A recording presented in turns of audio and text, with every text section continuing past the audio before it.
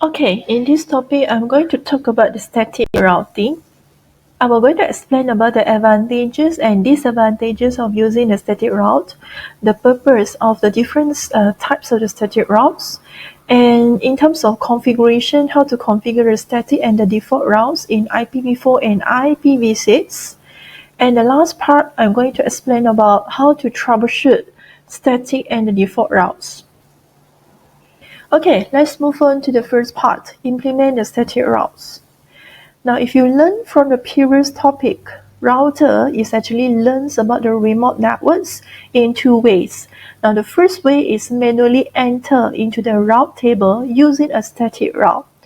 For example, what is actually the remote network? Okay, so router 1 is directly connected to this network 192.168.10.0. Router 1 also directly connected to 192.168.11.0, and router 1 also directly connected to this network 209.165.200.224. Now, router 1 has no direct access to this internet, to this network, and this network. So, this is all the remote network in terms of router 1 perspective. Okay, all these are the remote networks. So if you want to configure from the router 1 here to route to this network 1, network 2, and network 3, router have two ways to do that. The first one is using a static route. Okay, the second one is using the dynamically routing protocols. That means you configure the routing protocol for the dynamic routing, which is the EIGRP, OSPF, or RIP into your routing, the router here. So this dynamically routing protocol we're going to learn in next chapter, which is the chapter 7. But for this, I will just focus on the static routes. Okay, let's look at the differences between static route with the dynamic route. So my focus here will be static route. Okay, now in terms of configuration complexity, it will increase with the network size. That means when your network size grows, okay, your configuration for it will become much more complexity.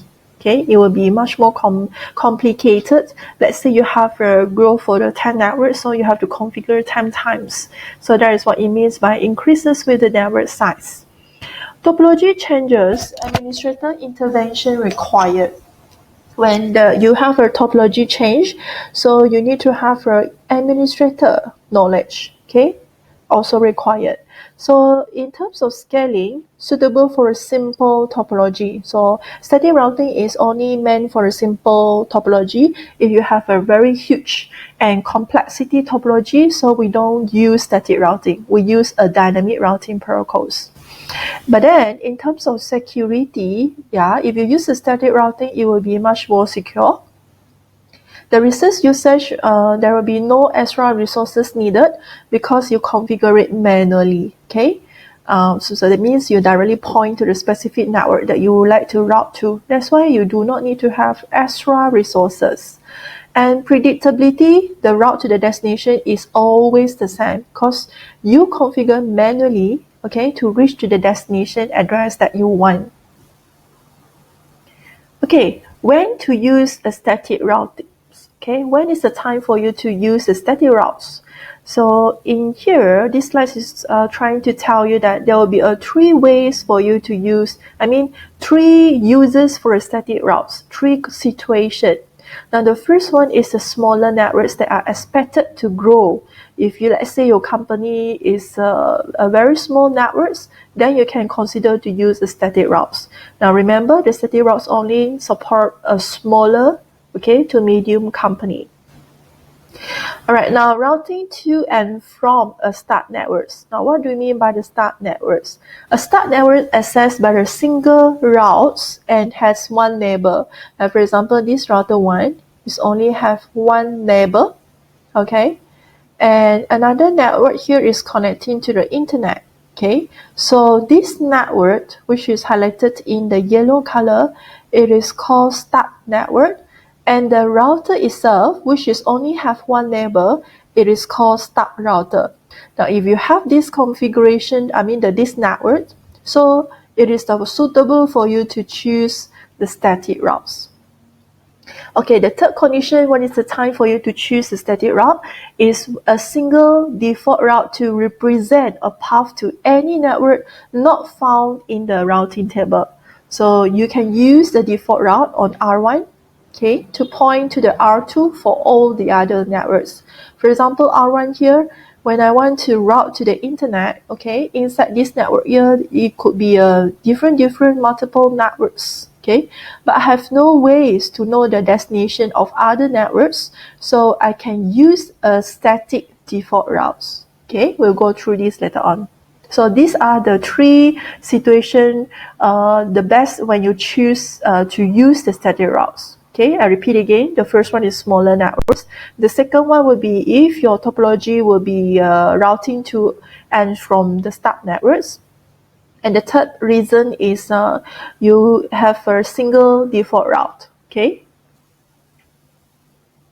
Okay, now use the static routes to connect to a specific network. You can connect a start router, summarize the routing table entries, which reduce the size of the routing advertisement. And it will going to create a backup route in case a primary link route link fails. Alright, now in these slides here, we talk about the R2, which is the router R2, configured with a static route to reach the start network of here, 172.16.3.0.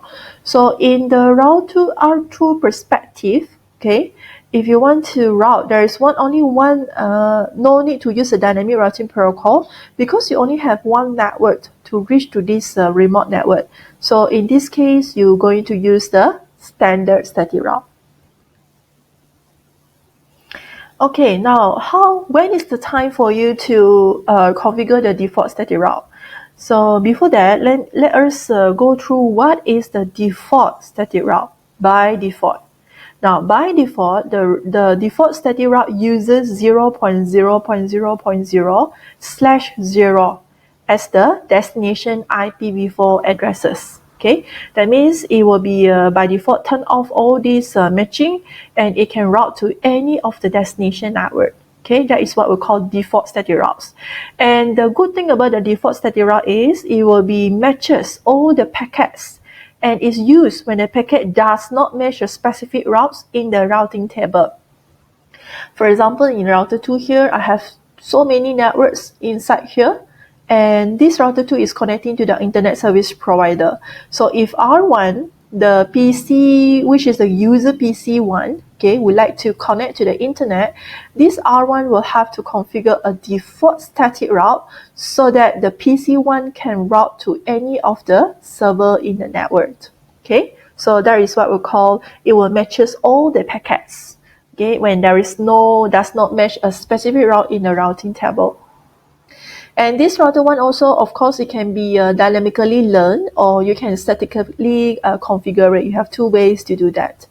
But most probably, administrator is actually preferred to use the default static routes.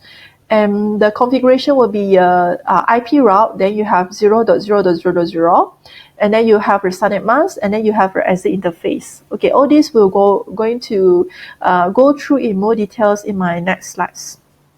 And the default static routes also will create a gateway of last resort.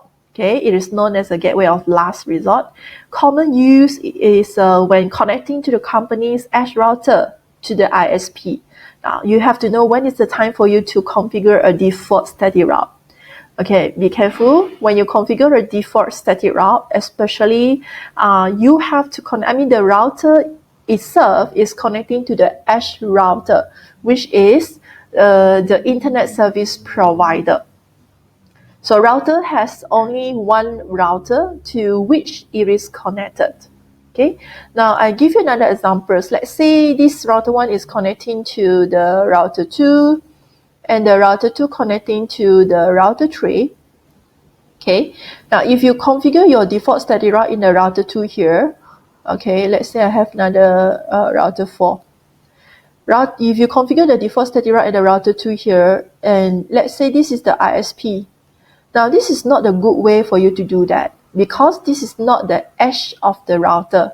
Now the edge of the router means that for example, in this router 1 here, you configure the default static route, and the router 2 is actually connecting to the internet service provider. Router 2 is your ISP. So all this network inside here is unknown. Now in this case, router 1 is connecting to your edge router. So this is what we call edge router. But if router 2 is not ISP, it's just a normal your branch company router. So in this case, we are not calling it as an edge router. Okay, so that's the difference between edge router and without the edge router. Okay, so the summary for the static routes. Now we know that we will have a multiple static routes can be summarized into a single network address. The reason why you want to do this summarization is because what is the condition you have to do this summarization? Okay, the first destination network must be contiguous. Contiguous means, like, for example, this is 172.21.00. This is 172.20.00. This is 172.23, and then this is 22. So when I arrange it, it will be like 172.20.0.0. Okay, followed by 172.21.0.0, and then followed by 22.0.0, and followed by 172.23.0.0. This is what we call contiguous. 20, 21, 22, 23, and so on. Okay, multiple static routes must be used the same exit interface or the next hop IP addresses. Okay, for example, if 4 networks is summarized into the one summary routes, let's say you are in here, you want to configure a summary route for this router. So how are you going to do that? You're going to summarize for this network, for this network, for this network, and for this network.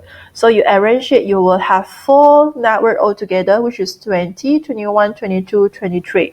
So when you do the summarization, you just summarize all these 4 and it will become a single summary route, which is 172.20.0.0, but your subnet mask here from 16 will become 14. This is what we call supernet. So we will go through this later on in our next slides. Okay, next, we talk about the floating static routes.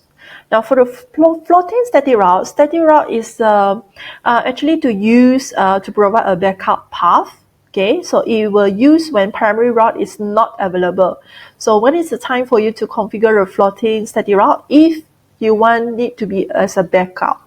So how do you configure it? Let's say, for example, the first one is using the EIGRP. And if you learn EIGRP, if you learn from the previous chapters, the administrative distance for EIGRP will be equal to 90, right? So this is what we call the primary route, okay?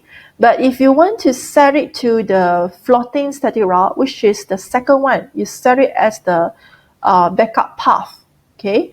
So what you need to do is your administrative distance, you are still using the EIGRP, but you manually go and configure the floating static route with the administrative distance 91. Okay, can be any number as long as it's higher than 90 by default. So if this network fail, okay, from the branch route to the HQ fail, it will route it to number 2. Okay, which is the gray color label here. That is the meaning of floating static route. Okay, I repeat, how these floating static routes will happen. The first situation is if you want to apply for a backup path. If the primary fail, then it will route to the second, which is the backup path. Okay, and how to make this configuration happen? Make sure that your primary route administrative distance is lower than your secondary route. Okay, so this is how you configure a floating static route. Okay, so we move on to second part, which is how to configure a static and the default routes. Now this is the formula. You will go to every of the router and then you type these keywords, IP route. Now, where do you want to route? You have to route to point to your network address, okay, of your remote network. Okay, after you point your network address of your remote network, the behind here, you can either put IP addresses or you can put the exit interface, okay? This is examples like for the router 1. Okay, let's say this is your router 1. This is your directly connected network, right? Okay, this is your directly connected network. Now, router 1 has no way to route to 172.16.1.0. Then you have no way to 192.168.1.0 and so on. Alright, for this part, I'm going to explain about the configure a static and the default routes. This is actually in a small to medium-sized business network. And I'm going to also explain how to configure IPv4 static routes by specifying a next hop address, how to configure an IPv4 default route. Okay, so once you understand this IPv4 next hop and IPv4 default route, you should be able to configure IPv6 next hop and IPv6 default route. Okay, and after that, I will go through with you how to configure a floating static route to provide a backup connection, and how to configure IPv4 and IPv6 static routes that direct the traffic to a specific host. Okay, now for the configuration command, the first thing you have to know is you need to have this keyword IP route. Now, route to where? This is the route to the remote network, yeah, not the directly connected network. It is route to the remote network, and followed by the subnet mask. Okay, this is the formula. So that means your keyword for IP route is a mask, and then after that followed by the network address of the remote network, and followed by your subnet mask. Okay. Okay, examples like R1. Now, R1 is actually directly connected to 172.168.3.0 and 172.16.2.0.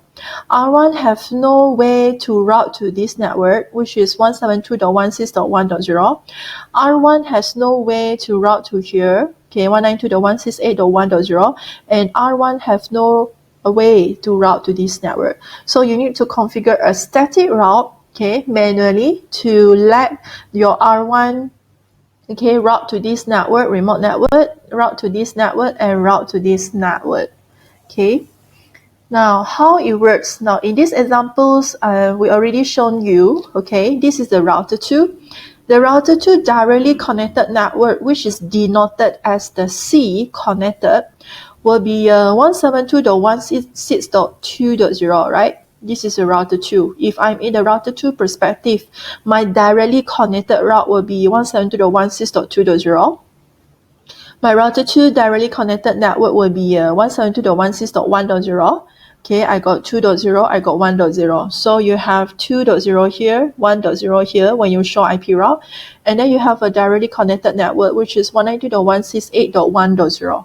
So when you show the IP route, the network that denoted as C will be a directly connected network, which is C, C, C. I got 3 directly connected network, 172.168.1.0, 2.0, and 192.168.1.0. Now all these 3 networks belongs to the router 2, which is we call it the directly connected network.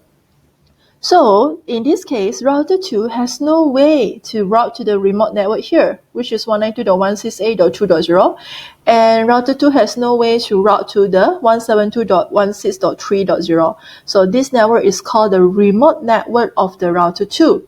Now, if you want to have the access to this network, you have to configure a static route. Okay, same goes to here. You want to route to this network, you have to configure a static route. Okay, now let's look at the router 3 as well. When you show the IP route, router 3, when you show the IP route, you can see 2C. Now, C stands for connected route. How do you see this? Okay, C is connected. And you have 192.168.1.0, you have 2.0.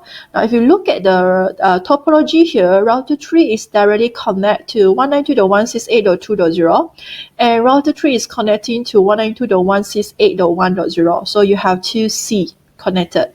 Okay, so this is how you understand about the routing table.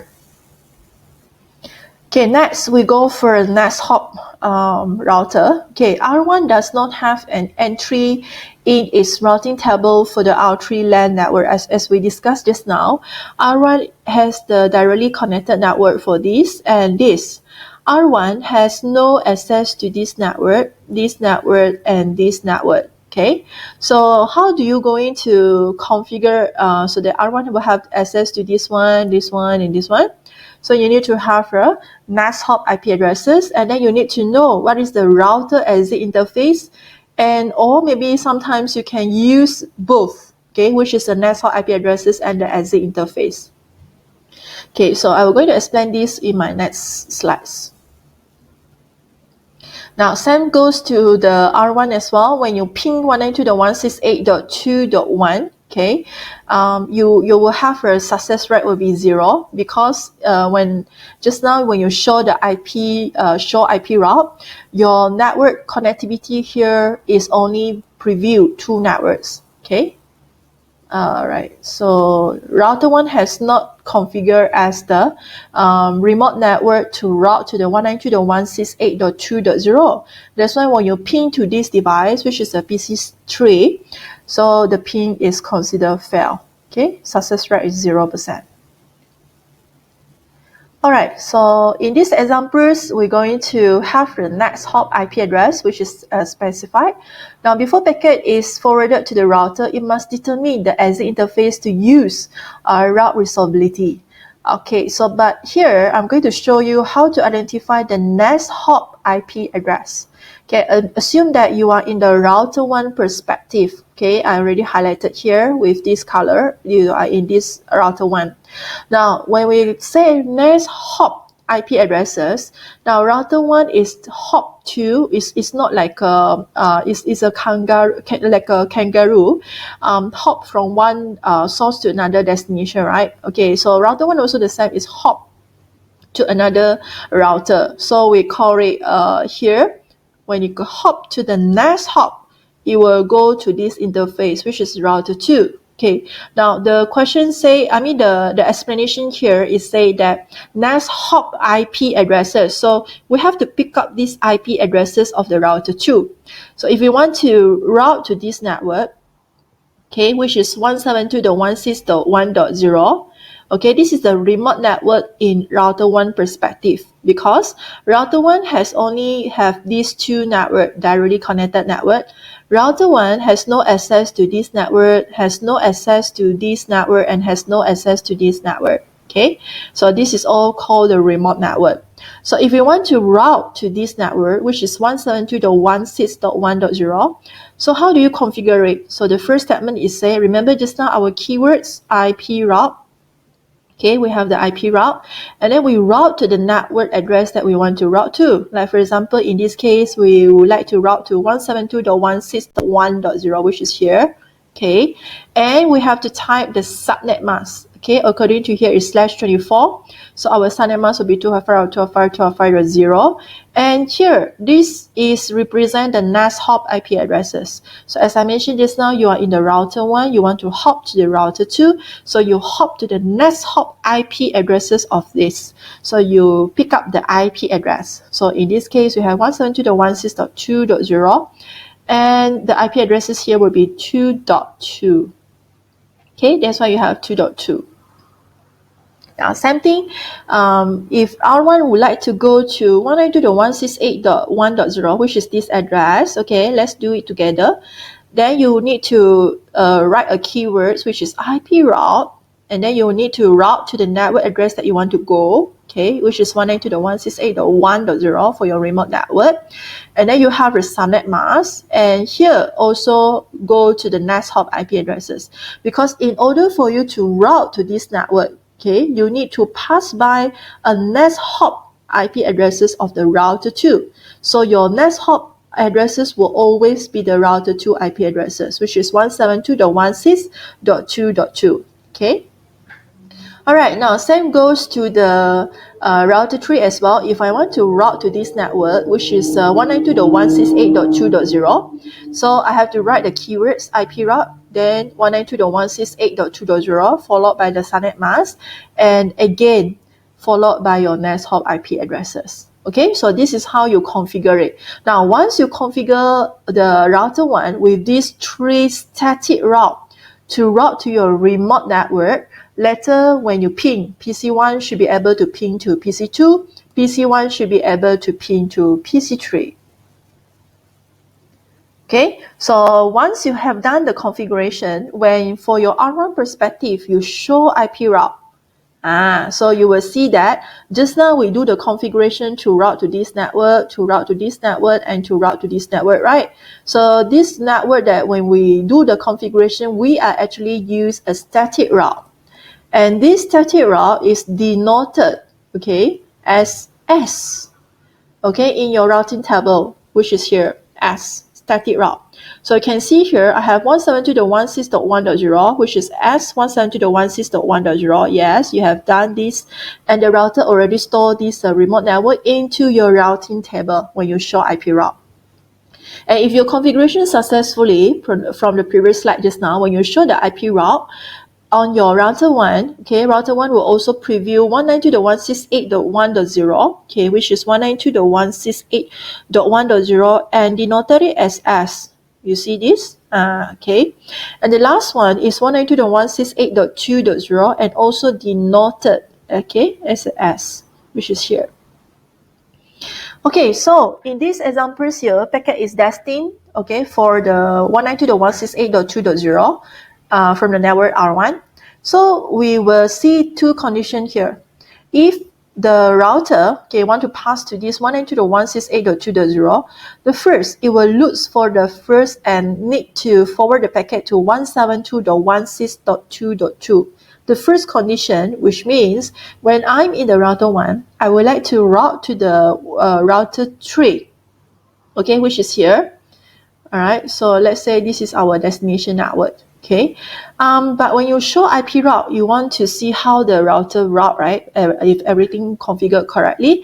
So the router will do like this. It will go for the first match, which is 192.168.2.0. In order for you to go to 192.168.2.0, you need to pass via, okay, 172.16.2.2. Well, this is your next hop IP. So the routing table, the packet we're going to route, oh, okay, I matched this already. So I need to see where is my next hop 172.168.2.2. So it will going to search for this 172.168.2.2 network address. So in this case, the network address will be 2.0. So it will go and search for a second time, which is 172.168.2.0. Okay, and matches the exit interface of your S000.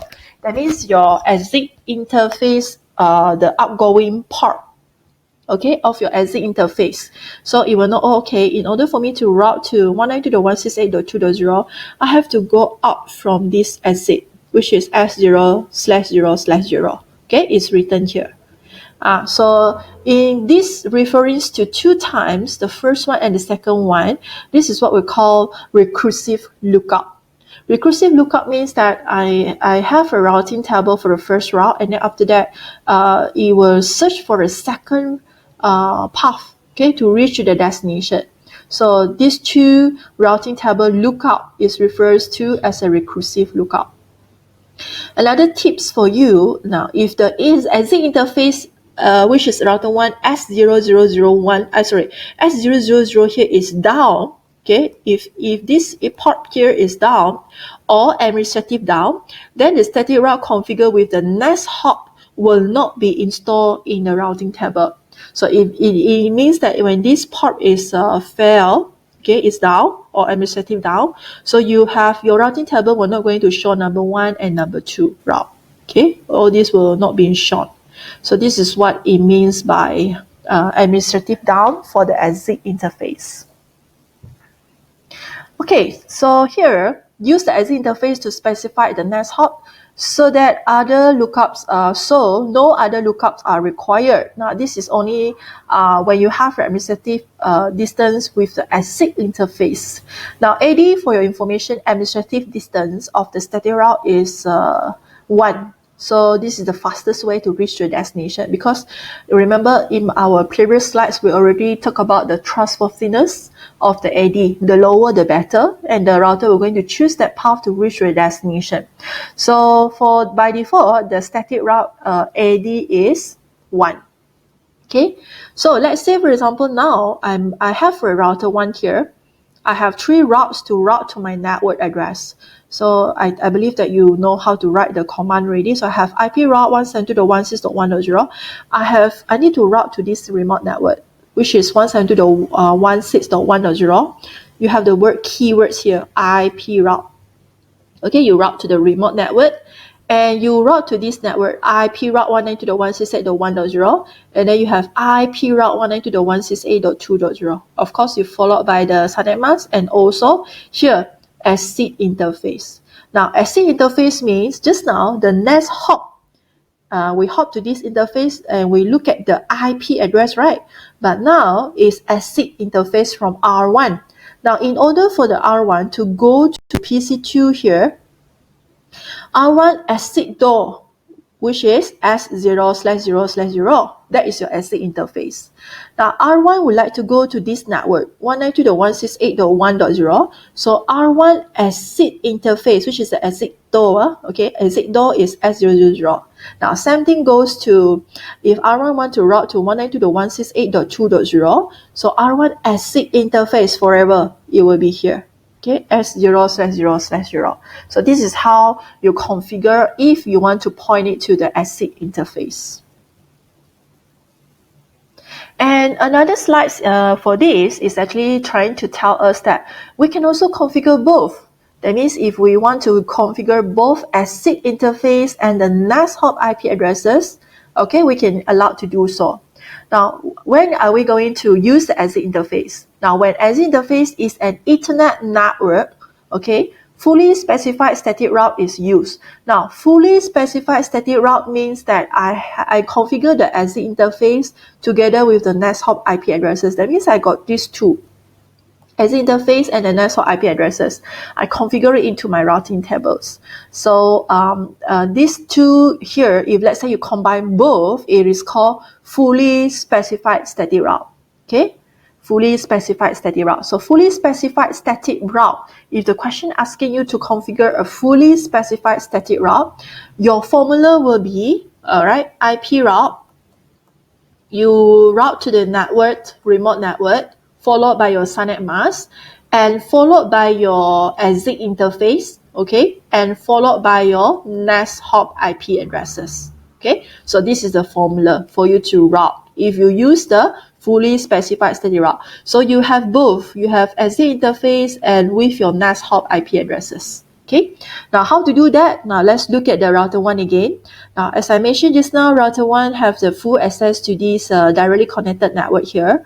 Router 1 has no access to this remote network, 172.168.1.0. Router 1 has no access to this network, and router 1 has no access to this network. Now, all these three networks here is called remote network. So if you are in the router 1 perspective, if you want to route to 172.168.1.0, so this is how you configure. You call out the network address. So you have a keywords IP route. Hey, I would like to route to 172.168.1.0 and the subnet mask is 255.12.12.0. Then after that, start from here. Exit interface will be your G0/1 because you are here. Your router 1, and your exit interface, the door to go out, is G0/1, and your next hop IP addresses, okay, your next hop IP addresses, you hop to this router 2, and this router 2 IP addresses will be 172.168.2.2, right? So this is your next hop IP addresses to reach to this network, 172.168.1.0. Okay, so when you do this, your PC1 can pin to PC2 successfully. All right, this one we settled. Now, how to route here? 192.168.1.0 network. Okay, so you need to have a second statement. So this is how you write. You write one IP route 192.168.1.0. You want to route to this network 192.168.1.0, followed by your subnet mask, followed by your ASIC interface, same as what we have just now, and followed by the next hop IP, which is 172.168.2.2. Now, when you do this, you can able to route to this network. Now, same goes to the last one. If you want to route to this network, you have to call up the network address of 192.168.2.0 and then followed by your subnet mask and then your ASIC interface and your next hop IP addresses. Okay, so this is how we call a fully specified static route. That means you have both. You configure ASIC interface and you also configure a next hop IP addresses. Now, normally when you have these two connectivity here, what is the time you need to configure both? When you are dealing, your output for a static route is dealing with the multi-access interface, then only you do this configure a fully specified static route. Okay, I repeat, when is the time for you to configure a fully specified static route with both ASIC interface and the next hop IP addresses?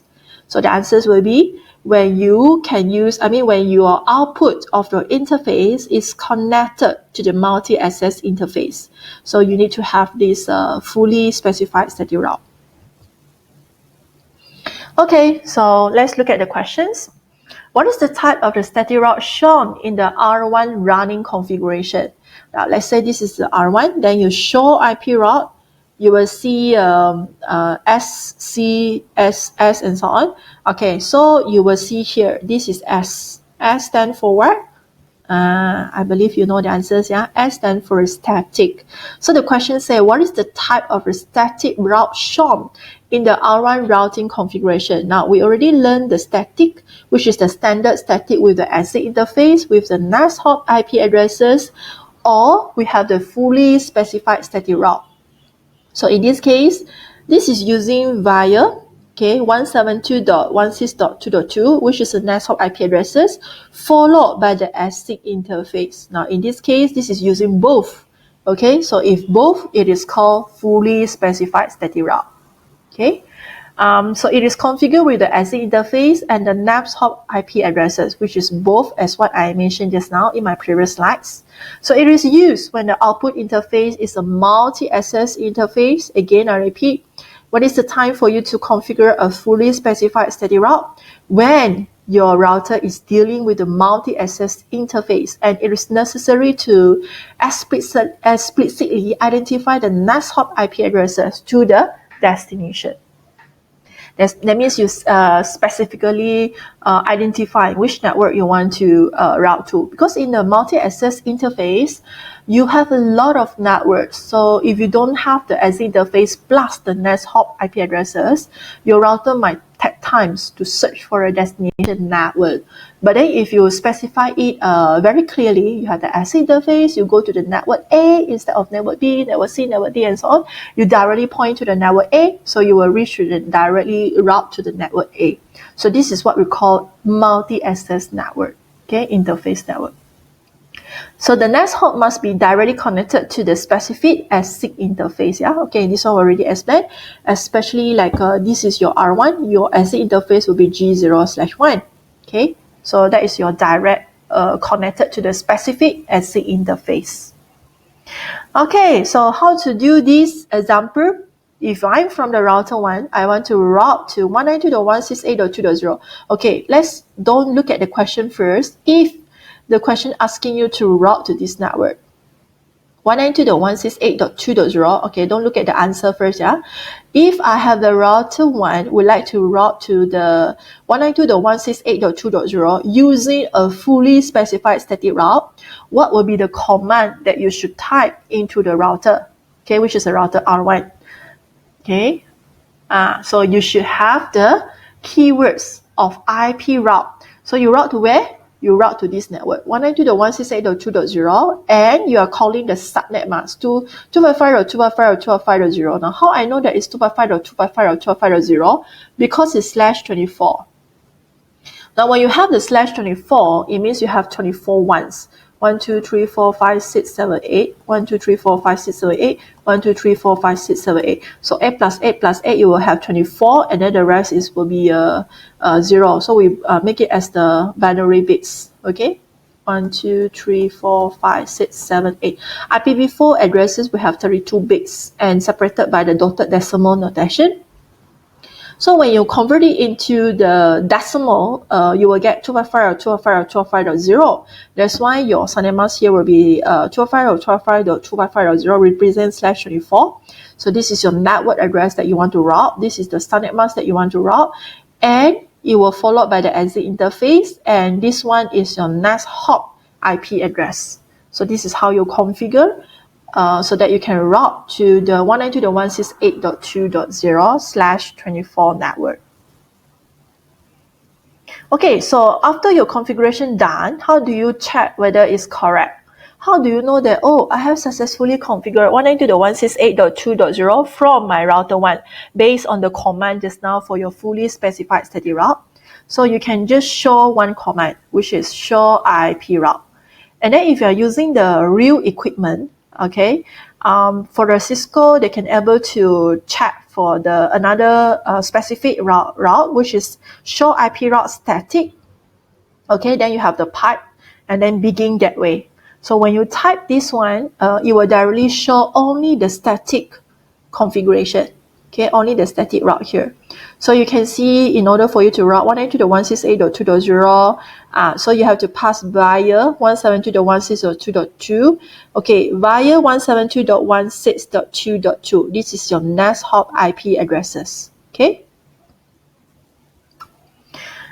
Okay, so this is how you're going to examples of the static routes. Okay, you have a show IP route. You can just specifically show the route of 192.168.2.1. So this one is 2.1 is the IP addresses. That's why when you route the metric is 0, traffic share count is 1. Okay, so you have a static and then your distance is 1. Distance is administrative distance. Okay, your metric means that you directly, in order for the router 1 to reach to 192.168.2.0, okay, it is your routing descriptor will block 172.168.2.2. It will block here because assuming that this one is not being configured, okay, as a static route. But when you configure a static route, which is with these 3 commands, then you have no issue to route to 192.168.2.0 because I can see you have the command for 192.168.2.0. Okay, this is what it means by verify the routing configuration. Okay, next we go for a default static route. Now, just now we have learned about the fully specified static route, which is the combination of the IP addresses and the next hop IP addresses. Now, we go for a default static route. Now, default, the name itself is default, okay?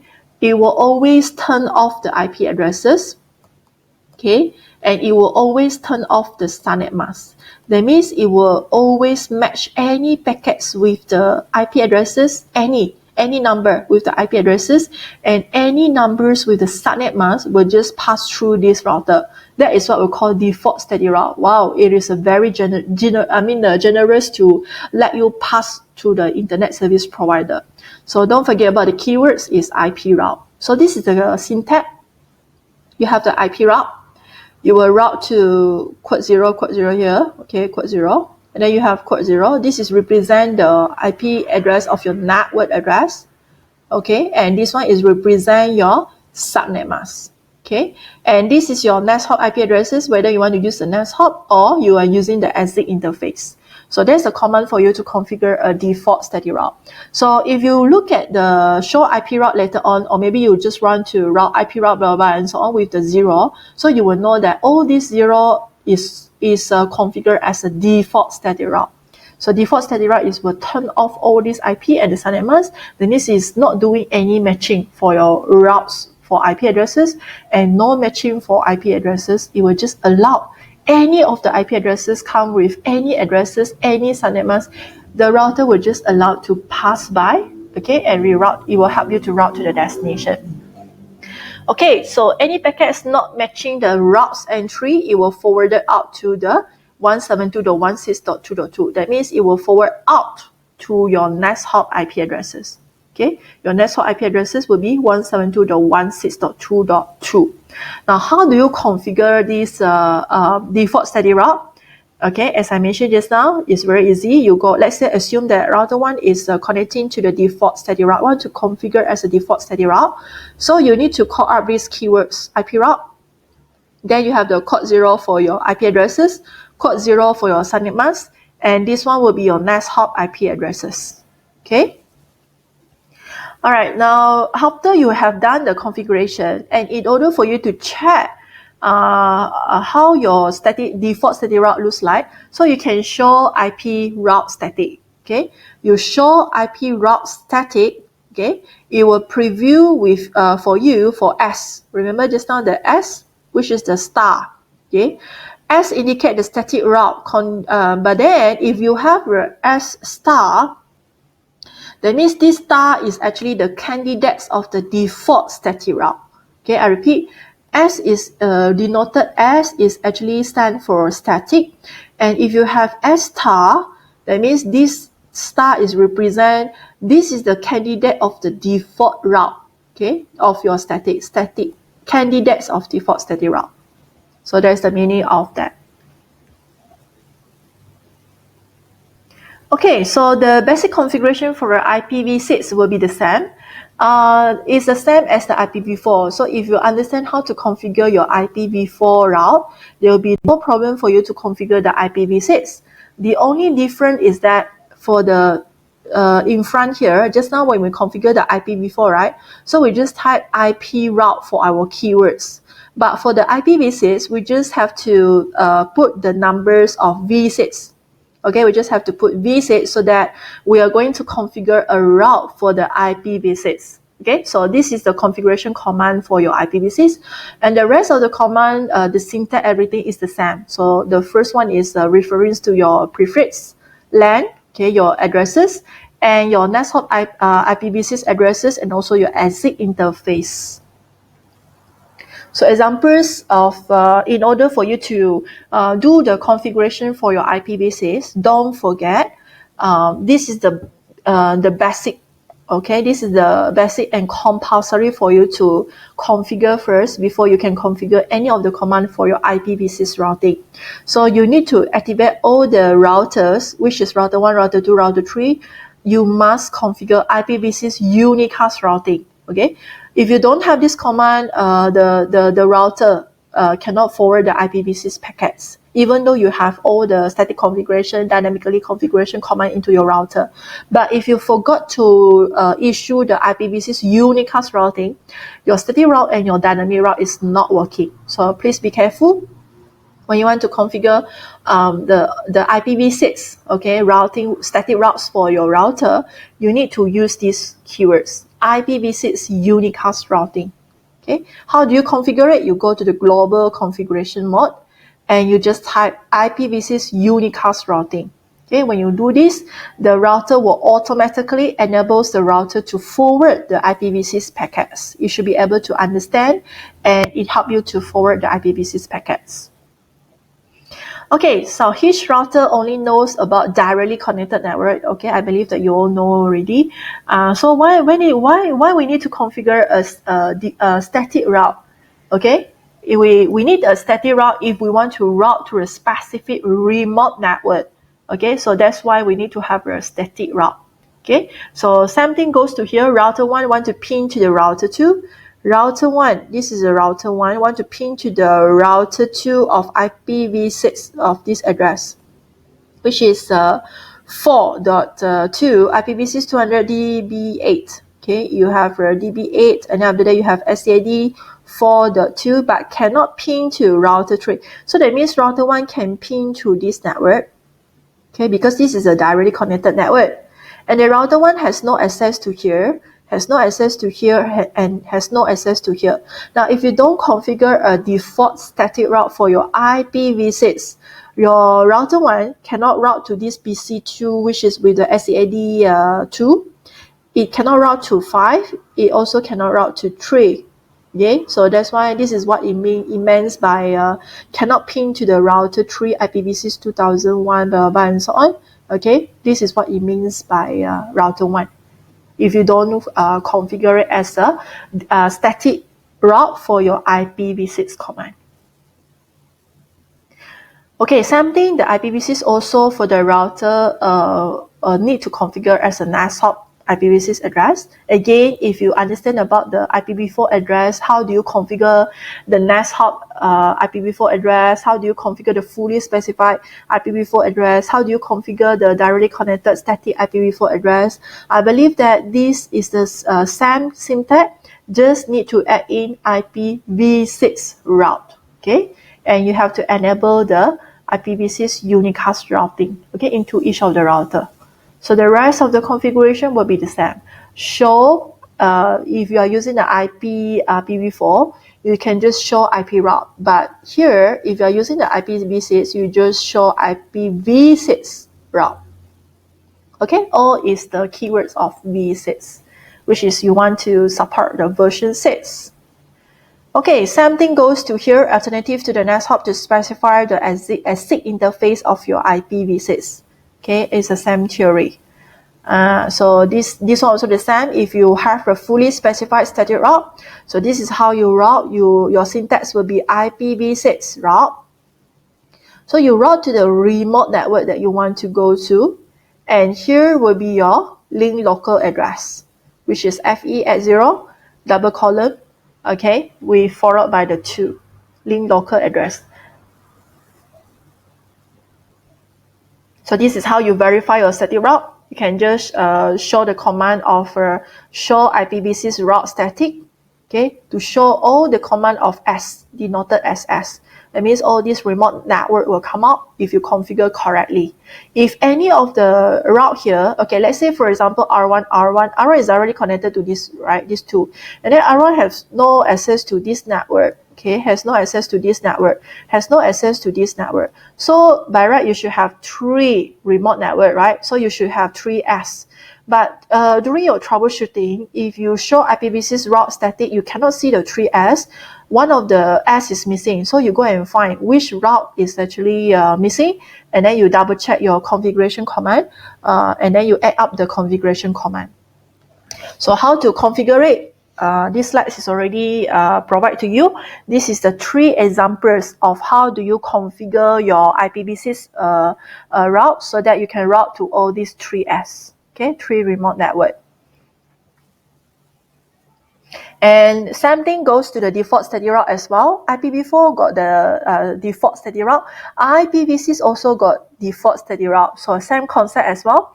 IP route, just now we mentioned double quote, okay, so quote 0, right? But for the IPv6 version 6, okay, is using the hexadecimal. So you can close it with the double column and /0. This 0 is your prefix, okay? Matches any IPv6 prefix regardless of any of the prefix length. Okay, so this is another concept here as what we mentioned about the IPv4 as well. When is the time you need to configure a default static route? Especially, remember just now when we have this discussion, when your router is dealing with a stub router. Now, stub router means without any neighbor, and is only connecting to that ISP. Now, assuming that R1 is a stub router because it is only connected to the router 2. It's only one neighbor. Router 1 and router 2 is only one neighbor. So this router 1 is a stub router. So in this case, you can configure a default static route in your router 1. So how the configuration command looks like? You have IPv6, remember IPv6 route, and you have a quote 0, you double column is O0, and your prefix length also O0. Okay, this is a command for you to configure IPv6, yeah. And then this one will be your NAS hop IP addresses, okay, your NAS hop IP addresses. So your NAS hop IP addresses will be 2001, DB8, SCAD, and then here will point to 2. That's why you have 4, double column, 2, okay. Okay, so how do you verify it? About your default static route, same thing, you show IPv4 IPv6, sorry, you show IPv6 route static, then you will get this S. S stands for static default static route. Okay, and when you ping to the remote network, which is 3.1. So 3.1 is at here. Okay, this is your network of 3.1. So when you ping, if your remote network, your default static route is working, I mean, you configure correctly, so you should get success rate is 100%. Okay, if you configure it correctly. Okay, same goes to the floating static route as well. So floating static route, as what we mentioned just now for our IPv4, you need to set your administrative distance for your floating static route, which is higher than your primary route. So examples like my primary route is labeled as the purple color here, and assuming that I'm using the EIGRP, okay, with the 90 administrative distance. So if you want to make this route, when this network breakdown failure, to route from the branch router to route to the HQ router, when the network breakdown, it will goes to the primary route, which is the backup route of the second. So this is called the floating static route. Now, how do you do this configuration? Make sure this route here, the branch have to increase the administrative distance higher than the default primary route. So you can put 91, 92, 93, 94. You can manually configure your EIGRP numbers of your administrative distance so that it can be a backup path. Just in case the first primary route fail, then the second one will take over. Now, why we cannot put the administrative distance number is lower? Because if you put the the administrative distance number is lower than your primary route, remember we talked about the trustworthiness. So your router will going to store the lowest administrative distance into the routing table. So if you do this, your administrative distance is lower. Let's say this is EIGRP 90. Okay, and then your EIGRP here will be 89. So in fact, you want to make this path as a primary, but you go and set the administrative distance is 90, and then this is administrative distance is 89. So the router will going to travel this as your primary first, and if this network breakdown, then only it travel to the primary route. So this is what it means by this. Okay. So same thing, basic configuration about the floating static route for the IPv6. Okay, it's also the same. So you can just go through floating static routes and how do you check. So test the IPv4. Okay, this one we already gone through. How do you do the testing for the IPv6 static floating static route? And this is for the checking of IPv6 floating static route. Okay. And the host for this branch IPv6 routing table, the host route is an IPv6 address with a 32 bits mask or IPv6 address with a 128 mask.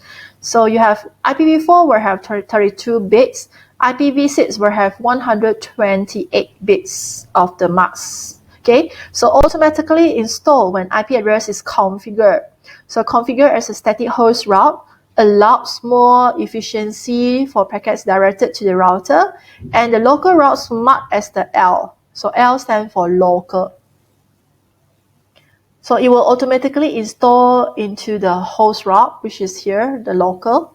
Okay, it means it's exactly the same as your pointing to the specific IPv6 address, okay, of that interface. So this one is again the summary of the how do you configure your IPv6 and IPv4 address. So this is how you configure your route for the IPv4.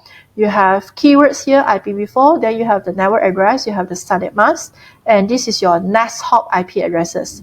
If you configure IPv6, it's also the same. You have IPv6 route, then you route your network remote network address followed by your prefix and your next hop IPv6 address. Okay. So if you want to remove it, let's say the first command here, let's say the second command, I configure it wrongly. If I want to remove it, I can just put the word no in front. So let's say I copy it and I just put and or no, then IPv6 route 2001, DB8, SA blah, blah, and so on until the end. So if you want to remove this configuration, so you have to always put the word no in front of your command. Okay. Okay, so we have done the 6.2. So now we move on to 6.3. Troubleshoot a static and the default route. How are we going to troubleshoot? Okay, so the first objective is given an IP addressing scheme, configure IP address parameter on the devices to provide end-to-end connectivity in a small to medium-sized business network. So in these slides also, I'm going to explain about how a router processes packets when a static route is configured, and I'm going to explain about troubleshooting about the common static and the default route configuration issue. Okay, static route and the packet forwarding. So PC1 sends a packet to the PC3. So this is your PC1, send a packet to PC3. Okay, PC1 send a packet to PC3. Arrive on the G0/0. So router 1 has no specific route to 192.168.2.0. So it uses a default route. How I know it's a default route? Remember just now when you have router 1 here, this is called start router, because router 1 is only have one neighbor, okay, to go to this router 2. So router 1 can configure as the default route, okay, to reach to the router 2. Okay, so router 3 will look up, okay, the ARP table entry for 192.168.2.10 to find the layer 2 MAC address for PC3. So ARP used if needed for PC3 MAC address. Okay, how it works when you have a packets pass by here.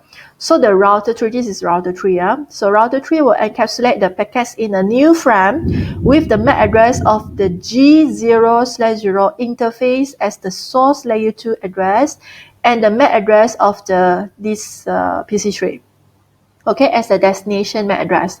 So this frame we're going to forward out of this G0/0 interface and arrive at the NIC card, because NIC normally we have the MAC address, right? So on the NIC interface of the PC3. That's why your PC3 can receive this frame. So the troubleshooting, troubleshoot a missing route. So this is normally the proper common command that you should, I found it very useful for you to do the troubleshooting, okay, for this route.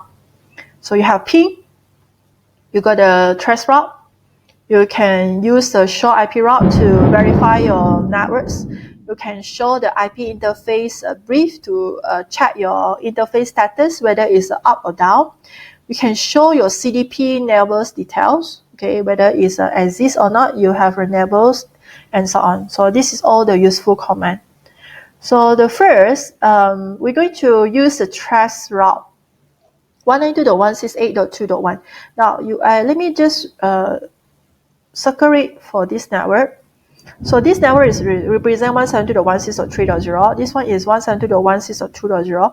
This network is represent 172.168.1.0. Okay, here is how I know it's from here. And this network is represent 192.168.1.0.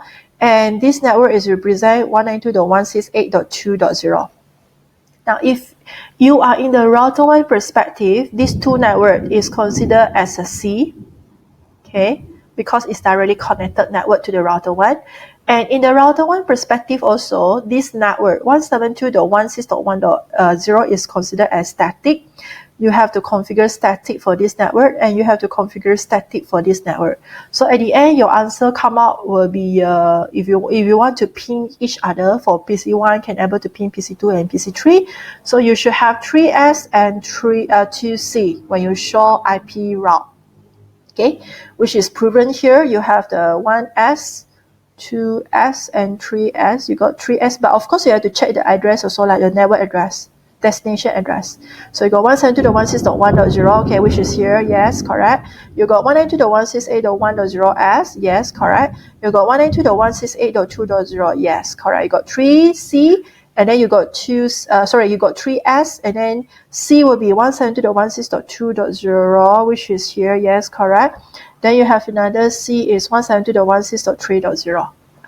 So you got 2C, then you have 3S. This is how you show IP route. Make sure all these table will have the route come up. If there's no route preview here, then you have to troubleshoot. Okay, which route is missing? So maybe you forgot to configure that command, right? And this one is actually to tell us that trace route 192.168.2.1.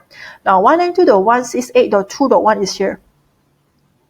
I want to route to this destination address here. Okay. Now, when is the what is the expected result will come up? So you will have 172.168.2.2 because your router one here, in order to route to this network, okay, to this 192.168.2.1, you need to pass by the next hop IP addresses. The first hop is router 2, and from the router 2 here, the second hop will be from router 2. Your second hop will become hop to the router 3 interface. So if your connection is successfully, when you trace route to the destination of 192.168.2.1, you should get this answer. The first hop, which is 172.16.2.2.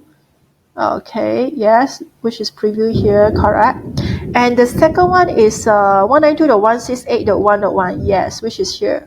So you have these two in order to route to 192.168.2.1. So this is how this trace route is helping you to check whether your destination address, your packet, reach to the correct path or not to reach to the destination. Okay, so this is a very useful command for you to troubleshoot. Trace route to the destination IP address that you want to route, or you can show your routing static route whether it's configured correctly or not. Any of this configuration here is missing, so maybe you configured wrongly. So you can go to the specific command and troubleshoot. Okay, next is about, remember just now we talked about the show CDP neighbor. So this show CDP neighbors is going to show you your neighbor of your router 1. Let's say you are in the router 1. So who is your neighbor? Of course, it's router 2. Okay, router 2 S000, which is router 2 S000. And you have Cisco S000. Okay, this is your router 2. And for the router 1, there's no connecting to any of the routers in your left-hand side.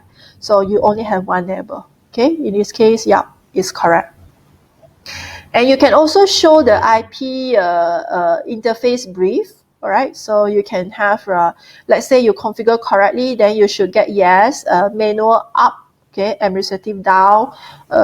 You should have administratively up, okay. So it should configure as the protocol should be up. And then if you configure correctly for your S000, you should have 172.168.2.1, and then you should have up and up. Your protocol should be up. Okay, so that's how it means by troubleshooting for all this. You have to get familiar with all these commands for you to troubleshoot. Okay. Okay, how to solve the connectivity problems? So we can use the trace route, as I mentioned just now, a trace route review that R2 forward the trace route back to R1. So R1 return it to R2. So this is something like a bouncing. So how do we know that it doesn't work as what we expected? You can use the trace route. So you can see here the trace route to 192.168.2.1 again.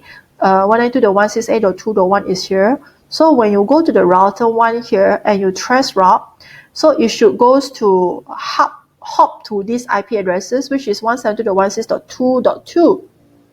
Okay, yeah, it should route to 172.168.2.2. And the second route should route to 192.168.1.1. But you can see here is actually 172.168.2.1. That means from here it will bounce back to 2.1 again. So it's not routing out to this network. That means you can foresee that something wrong with this network. Okay, something wrong with this hub. So maybe you configure wrongly for your exit interface or your command or everything. So you have to check. Okay, so this is how you troubleshoot. The trace route, by right, you should have 192.168.2.1. It will hop to 172.168.2.0. And the second line, okay, it should comes to 192.168.1.1. Okay, not bounce back to 172.168.2.2. Okay, this is what it means by solving the problems. Okay, next we move on to static route. Okay, for here, okay, to 192.168.2.0. Okay, we have 192.168.2.0 has been configured using the next hop IP addresses, which is 172.168.2.1.